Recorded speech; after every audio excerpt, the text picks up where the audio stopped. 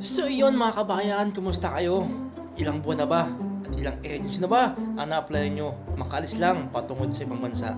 Alam nyo ba na napakaraming hiring ngayon bound to Hungary? Yan, dito po sa Hungary. Napakaraming hiring ngayon.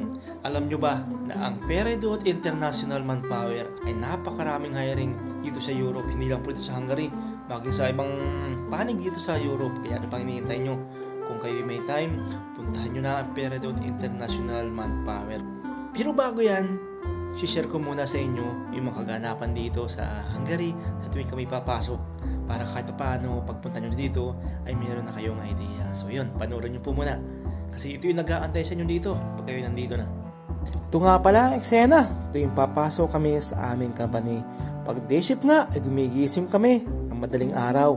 Oo, ganun kaaga kami bumangon para mag-prepare pagpasok, magluto at kumain at maligo dahil 4:20 to 4:40 lang ang shuttle dito sa amin.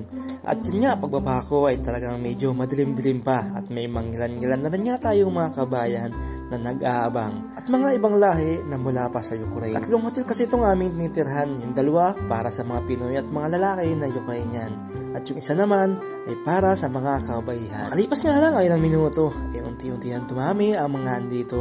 Kung mapapansin nyo ay halos lahat ay balot na balot kami dito dahil sobrang malamig na dito. Lalo na ngayon, madaling araw pa.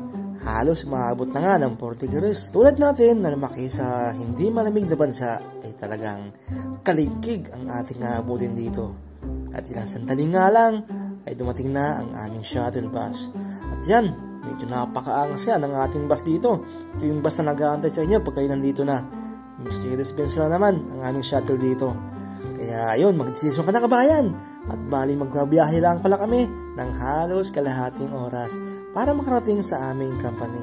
Kasi dapat before 6 ay nasa loob na kami. Pagkatapos naman ng 12 oras na duty ay ito ang kaganapan.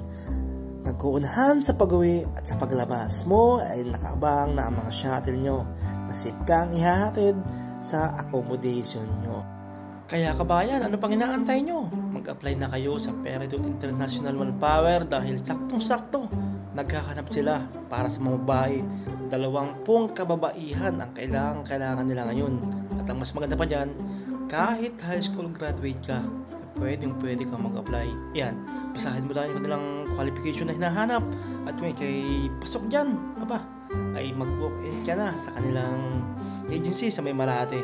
At kung ikaw naman ay busy at wala kang time para magpuntang agency, pwede ka mag-email sa kanila. Yan, nandiyan po yung kanilang email. At email nyo lang po. At malay mo, kayo na pala yung sunod na pupunta dito. So, paano ka ba yan? Aantayin namin kayo dito ha. Kita kits! Bye-bye! Good luck!